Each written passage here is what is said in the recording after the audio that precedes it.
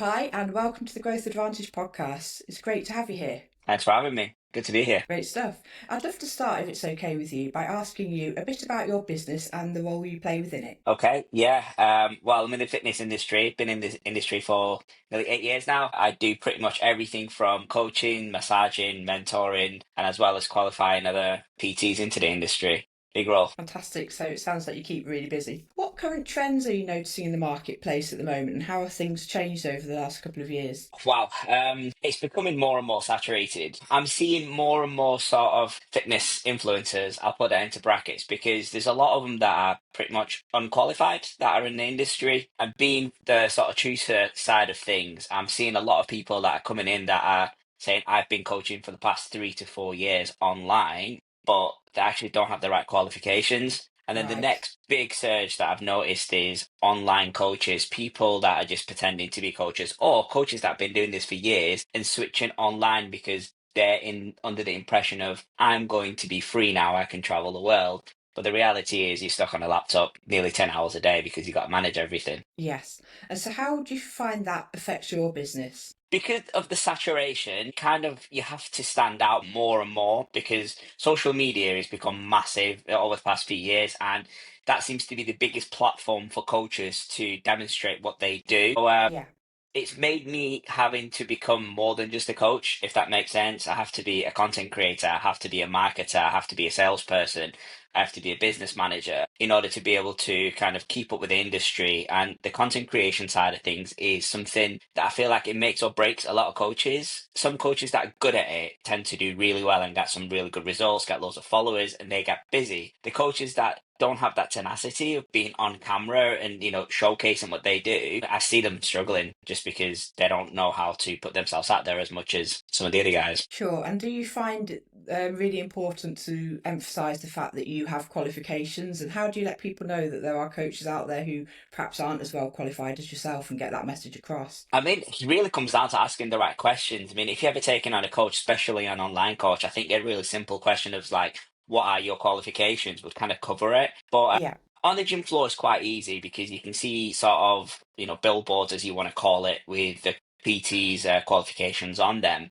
But when it comes to online, you have no idea who you're dealing with. So social proof is something that's quite big. So it's one of the pillars that I work on for my own social media, like putting that social proof of like, look, this is what I do and this is what people get from me. And looking at testimonials, if they have any, like other people that are talking about that coach and the results and the Yeah. experiences. And then it's a simple of like, what are your qualifications? And ask for a level 3 or above. Right. That's good to know. And Yeah. does this affect how you gain clients to your business? Have you noticed that sort of whether that's slowed down or do you get more clients now? And how do you navigate that?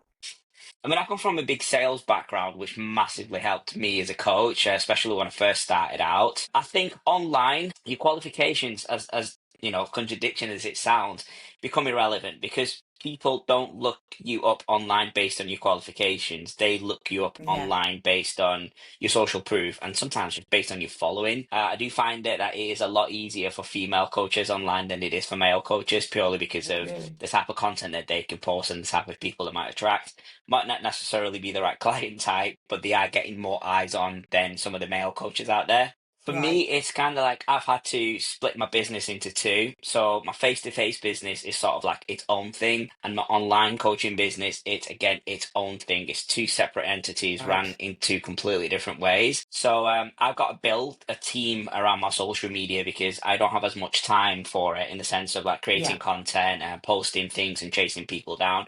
So I work with video editors, I work with VAs, I work with marketers to help me manage the online business. Whereas I use some of those skills and some of those sort of tools that I get from them for my face-to-face business. But again, it is completely different how you go about picking clients up on the gym floor than online. So it sounds like you have a really busy day, obviously with both sides of that business. What does a Could be. typical day look like for you, and how do you juggle that? Oh, I wish I could answer that better. Busy. I mean, I probably pull in 14 hours a day, probably about 5 days a week. because it's not just about, I mean, the face-to-face stuff takes up time because you stand next to a client for up to an hour, taking them through, Right. a full training session. And if you've got 6 or 7 clients in a day, that's 6 or 7 hours where you're doing nothing but standing next to someone and taking them through a workout. But then on top of that, the things where a lot of sort of new coaches in the industry forget about is the planning that you've got to put into that. For sort of every hour workout, there's at least 10-15 minutes of admin that you've got to do, making sure everything's recorded, everything's up to date.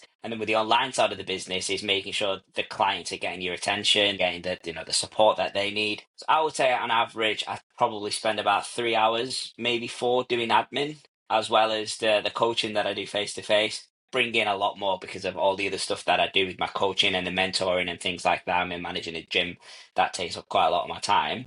Yeah. But those are So, the things that get missed and so, how many hours would you say a week are you working? Because it sounds, like you say you've got a lot. multiple strings to your bow there and a lot to keep you busy. Yeah, I mean, I would like some more time back to myself. I don't know, I'm probably averaging anything, depending on the week and depending on the workload, it can go up to 70 hours, but I think I'm averaging at least 50 to 55 minimum Really? based on everything that I do. Gosh. So It's what you if put you into it, could, I guess. yes, of course, but if you could sort of change one thing or outsource anything or have something to make your life easier, what would that be, do you think? I'm an assistant. It sounds simple, but some of the admin tasks and some of the things that you've got to do in a day. I mean, I'm probably a bit more of an anomaly than a standard coach. So, as a standard coach, if you're just somebody who's doing just online or online and PT and nothing else around it, then I would say Yeah. getting online support, getting yourself someone like a VA who can be good at contacting people for you, going in deep diving on accounts, getting you sort of information about your own business online because you can look at if you go on like Meta Business or if you go onto Instagram for business, if you've got a creators account, there's a lot of little information that you can spend time finding. But if you hire somebody for that, I mean, I'm paying $10 an hour at the minute, which is quite manageable. You can pick and choose how many hours he sent out. So as a coach, I would say get someone online who's a marketer, who is a salesperson, to kind of pick up where you might not, the skills you might not have as a coach, because not all coaches have sales experience, but they might be great coaches. Yes, of course, definitely. Are there any processes that you're using that are making life easier right now for you? Yeah, I use a CRM. So essentially, Okay. I pay £80 a month to use this CRM, and it's sort of where I manage all my clients. I can create landing pages, I can do email marketing on there, and I can set tasks. So every time a new lead comes through, I've got a diary on there. So when somebody goes onto a landing page and books a consultation with me, they go through a whole system. And what that makes me do is set up automations where they can kind of get contacted 2 or 3 times before I've even spoke to them. And I feel like that contact makes a massive difference because that Yeah. person goes from being a complete stranger to having had so much from you before they even jump on a conversation. So investing into a CRM or something like that you can create landing pages and push clients through a little bit more of an automation, it helps the process, but do not cut out the sort of human interaction because it's the human interactions what they're essentially buying from you, especially the face-to-face coach. So have automations into place, but don't forget the face-to-face stuff. Don't forget the over-the-phone conversations or the face-to-face conversations because that is where the personal touches can be made. So that personal approach is key then to your business as well as the CRM systems. And how are you finding attracting new clients at the moment in the current climate? It's up and down. This year's been a bit of an anomaly, I would say. So usually January, I mean, being in the gyms that I am as well, so I'm in 3 different gyms and I'm managing one myself. In January, usually you expect an influx of people, and this year was just very quiet. But now, this time of the year is usually where things start quieting down, and I feel like it's now that things are getting busier. I think the weather probably has a massive effect. We've had a very warm March this year, whereas compared to last year it wasn't. So it's a Yeah. bit like it's never the same. That's one thing you learn in this industry. One thing you never have is that sort of security of like, okay, yeah, I'm set now because at any minute you could lose a client, at any minute something can change. So you always have to be in the sense of be chasing, always have leads in the background that you're working on. So if somebody does leave, someone else can join. But to answer the question, I think face to face is kind of getting a little bit more bit more recognition than it did going back a couple of years, because at one point everything was online. Whereas clients that have gone with online coaches are realizing they're missing that sort of personal touch. So the face-to-face Yes. stuff is becoming a little bit more important. And I think as a coach, there's a lot of value you can drive from face to face. Just looking at someone's form and pushing someone through in a bit more of an intensity than they would. It's sort of the difference between a good workout and a mediocre workout. Yeah, So of course. the leads on the gym floor are taking care of themselves. Online, it's a super, super saturated place. You're not just competing with the 6 or 7 PTs going through a 3,500 membership. You're competing with PTs across the world, and you're kind of your clientele is anybody in the world. Like I work with people in Turkey, I'm working with people in Russia, I'm working with people in Bulgaria, and I'm working with a few people in Jamaica. So I've got people from all over the world that are coming through, but that Amazing. means that other coaches are also competing with the same clientele base. You've got someone in Jamaica who's going to be Yeah. competing for those Jamaican clients, for example, or Bulgaria or whatever. And as a result, I think online is very difficult. You really need to have something different about you, or you really need to have some sort of a social status or following for people to Yes. want to invest into you. So people that are doing YouTube channels at the minute, the type of coaches that are going viral, they're finding it so Right. much easier to get clients online. Whereas I know some absolutely amazing coaches that just don't have that following that are struggling with online stuff. So, how do you go about getting your clients in that case? Online or face to face? Right. Well, both. If you can give an example of how you'd get a face-to-face client and how you'd get Okay. an online client. Face to face is have conversations. So it's about having a Yeah. strategy. I call it the rule of five. So 5 contacts before you ask for a sale. So on the gym floor, I mean, there's different ways, but this is probably the most common one, especially when I'm sort of doing my mentoring and I've got a new coach that is kind of doesn't have the confidence of going over to someone. I say use the rule of five. So first time, just say hello to somebody. Second time, say hello, ask them a question about them, like how you doing, what you're working on, something like that. Third contact is be like, hey, by the way, how you doing? What's your name? Get a name. So now at this point, they've had a couple of conversations with you, and now you have a name. You're exchanging name. Fourth time, you can ask them about a workout that they've done. It's like, hey, yeah, I saw you doing a chest press the other day. Look, I've got a few minutes free. Do you want me to help you through the set? Let's see if we can get more out of it. At this point, you're building value in yourself of who you are as a coach. Yes. They know you, they've spoken to you, you've given them some tips. On the fifth time, that's when you could be like, hey, look, you've been coming in, you've been doing some chest workouts. I'm a new coach here, or for example, I've got some free times. Would you like to do a little tasting session? Let's see if I can add some more value into your workouts. Someone from not knowing you to having had conversation with you, knowing your name, you doing a little bit with them, is more likely to say yes to a taster session where you can spend an hour adding value and selling yourself than somebody who you've never spoken to is like, hey, do you want to do a PT session? More like, who are you? Stop talking to me. Whereas online, again, it's a completely different animal. Online, it's about putting yourself out there, putting content where people can get involved in, and kind of finding pain points that you know people are going to have. Like, are you struggling to drop 5% body fat, for example? Very niche, sort of specific stuff. And the people that are getting engaged are basically people that are resonating with that pain point. So then you've got to, again, start a conversation online with them to see whether you can add a little bit of value in that conversation of like, look, these are the tips that you should be working on. And I always try and get those people onto a phone call because that's again where it becomes personal, where they're speaking to me either over the phone or like a Zoom meeting or something like this. At that point, again, this is my time to demonstrate who I am as a coach, what values I can add, and also kind of do some fact finding about them, seeing who these Right. people are, what they need. And I feel like going from the conversation to a phone call, again, it's just like that rule of five. You're getting to know somebody a little bit more. So at this point, they know what you can do as a coach, who you are. You've had a conversation with them. You've built value in yourself. You've given some tips for them to realize, okay, this coach is the right coach for me.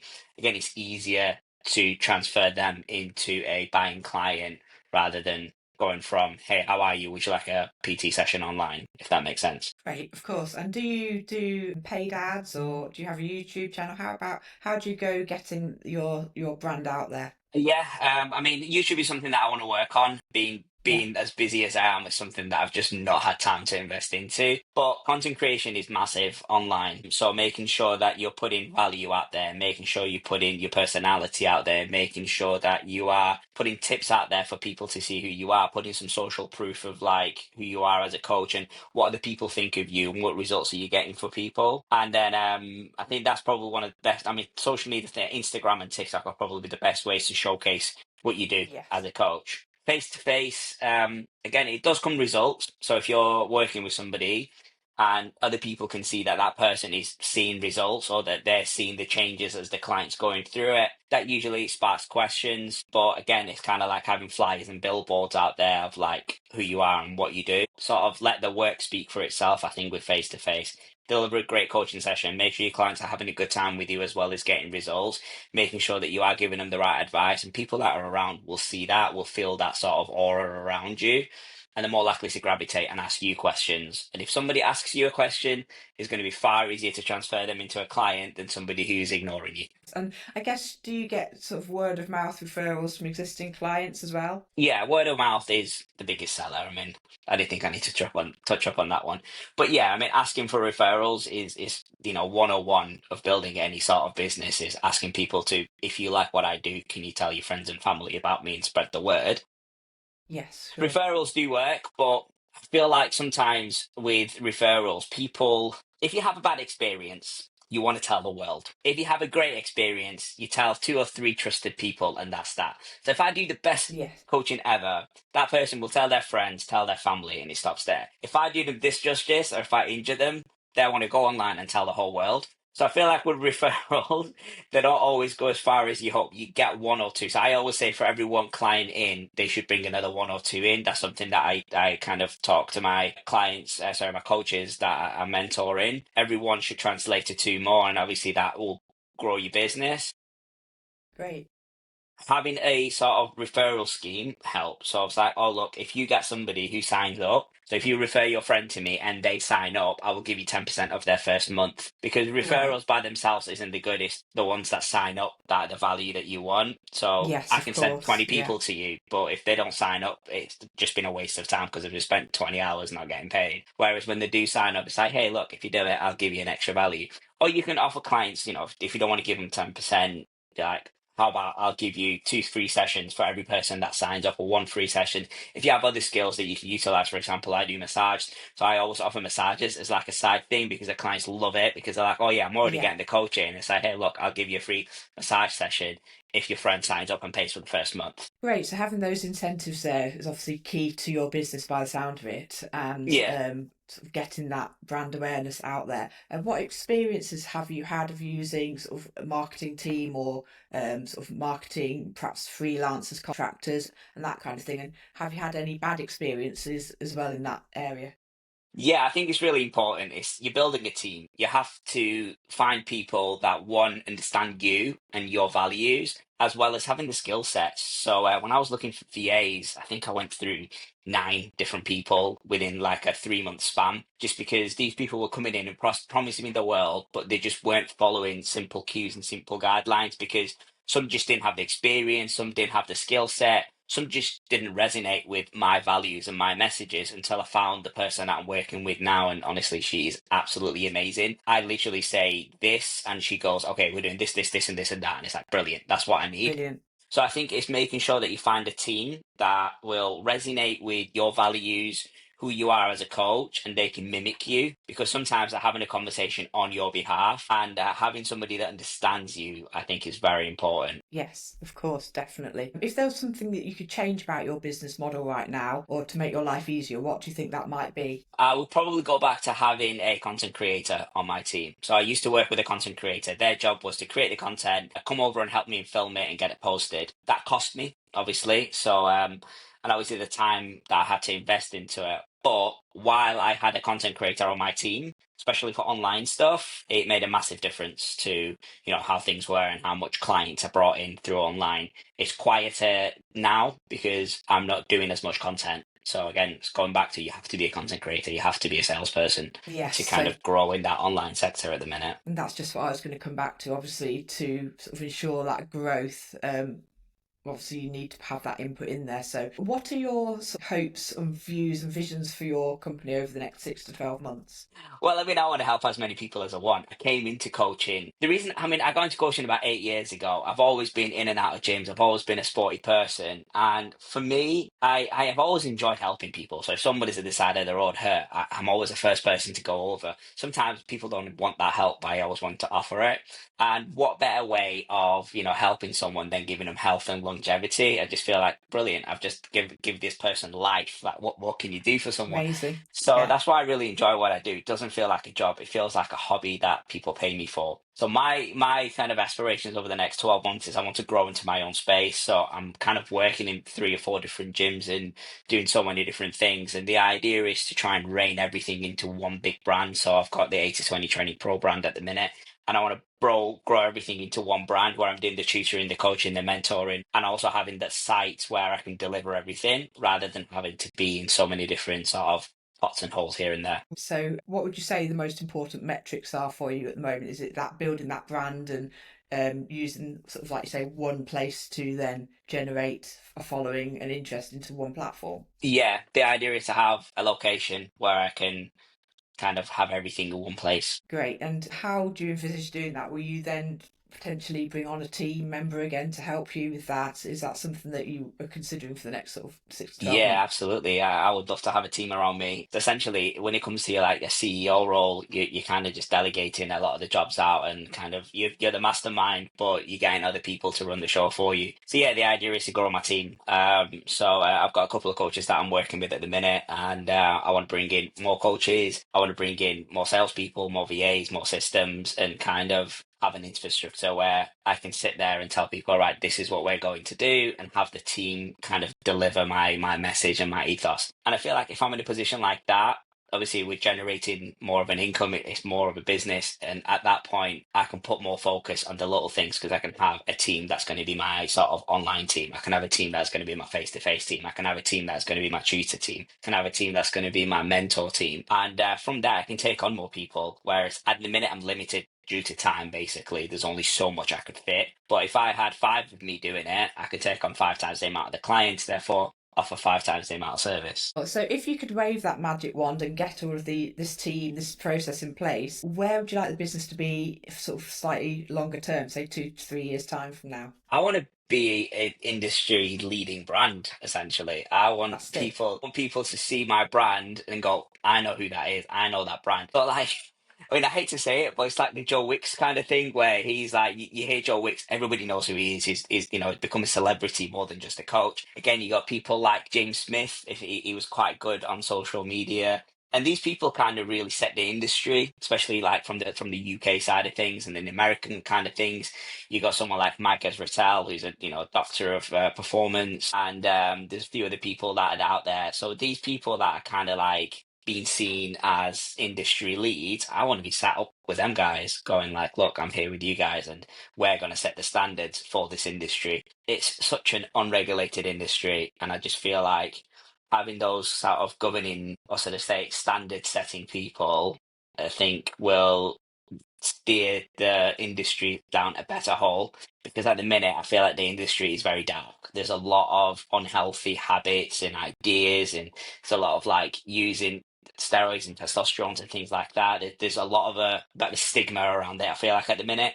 And like Yes. there's a lot of coaches that are using that are saying they're not using, and they're setting unrealistic expectations. And there's people that are going on social media and they're seeing this person in amazing shape but not fully understanding that that person has gone through a 6 months or a 3 months cut to get into that amazing shape. They've done 1,000 pictures and now they're drip feeding that picture. It doesn't mean that they're going to be that lean all year round. Yes. Or, someone will go on steroids and get amazing jack and go, look, come on, buy my program and you look like me. But you're essentially never going to look like that unless you are using enhancements and anabolics and things like that. So it's something that Sure.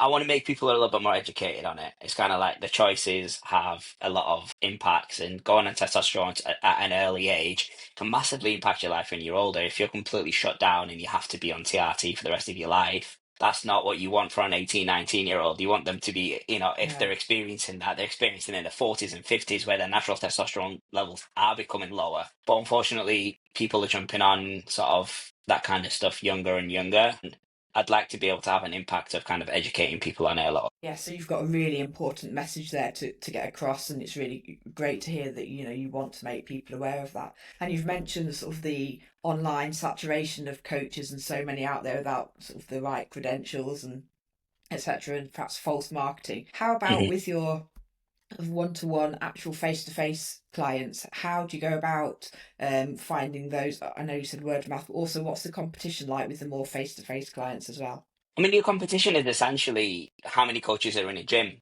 So it's, for example, I'm just going to create an example. So if you've got a gym with 3,500 members and they've got 12 coaches, that's your competition. Those 12 coaches, you've got a £3,500 membership, and that's your pool. Because a lot of the time, once you're in one location, you're paying a rent for that location. So essentially, you'd only be paying multiple rents at multiple locations to be able to have access to multiple thingy. So you're essentially paying a rent to be able to access that membership. But it's 3,500 members, there's 12 of you, and that's your competition essentially. Doesn't mean that you can't work together, but essentially everybody is attacking the same sort of client pool.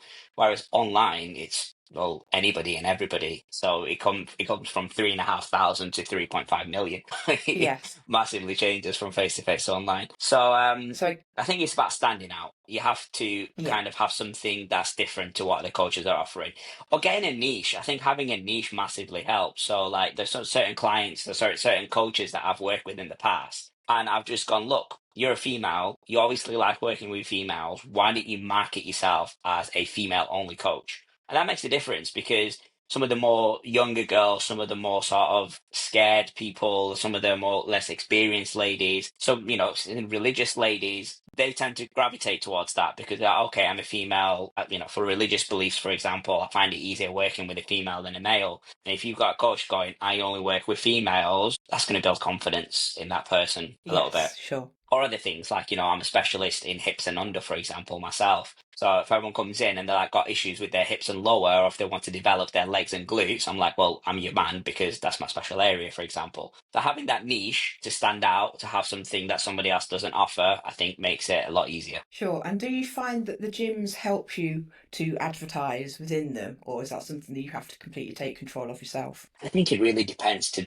the gym and the management of the gym. So I feel like the gyms should have some sort of a responsibility to make sure that they are generating leads for the PTs, but it just Yes. depends what kind of a coach you are. So if you are a freelance PT, someone like myself, I just pay rent to use the space. So it's my business. I don't technically work for the gym. So the gym will go, it's your responsibility to run your business and pay us the rent. Whereas if you're a sort of a fitness trainer where you are working, thumbs up, if you are working for the gym, then the gym will pass you more sort of leads as people coming in saying, hey, I want to coach. But I think one thing a lot of fitness trainers miss on is the opportunity of classes. Like I always say, a lot of coaches are like, oh, I don't like doing classes because I'm not getting paid for it. I just got to stand there and deliver this session. And I'm like, when else are you going to get an opportunity to stand in front of someone for football? In fact, when else are you going to get an opportunity to stand in front of 30 people and demonstrate who you are as a coach? You're almost never going to get that unless you're in that class environment. And out of that 30 people, let's say you generate 10% of that, that's three paying clients minimum. And if you Yes. carry that process on and do it month on month, every month you're generating at least a minimum of three new clients by just standing in front of people and delivering a good session. So a lot of coaches miss out on that, I think. They're Right. too scared And of is it. that something you do? Do you do classes then? When I used to, not at the minute because I don't work for any gyms. I mean, I cover classes every now and then because I feel like every time I cover a class, people see who I am and they're like, "Oh, this guy's brilliant," and they come into conversations, they come into my Instagrams, they come into my DMs, and I'm pretty much, I wouldn't say I don't want to brag, but I probably got about an 80% closing rate. So 8 out of 10 people that are approaching me are becoming clients. So yes, it massively helps my business. I don't usually do classes. I do camps, I do boot camps and stuff, but that's again my own doing. I've got to go out there and market it and bring people into it. Yeah. Whereas a gym class, the members want to do it, they turn up and they're ready to go. It's not costing them anything extra, so they want to be there. And for you, it's kind of like, well, if you want to get more out of it, here's what I can do for you. So I think it's Yeah. good utilizing Sure. that. Great. Well, it sounds like you've got a really busy business going on there, both sides, the online and the face to face. Before we come to an end, is there anything else you want to share about your business, where people can find you, any events coming up or anything like that? Yeah, I mean, best way to find me is by kind of jumping on my social media, going on my Instagram. That's at Payam PT, Payampt. And whether you want to do face to face or online, I think that's a really good platform to get through in touch with me. You can use my website link. Again, it's on my social media. It's not just like a www dot whatever website. It is like a bit of a niche link that I've got. So if you want to follow the link on my social media, you can book in for consultation with me, and I'll be happy to assist you with your goals. Well, thanks ever so much for coming on today, Pi, and for sharing your business insights. It's been really interesting talking to you and finding out all about what it is you do. And I wish you every success for the future. Thank you very much. Thank you.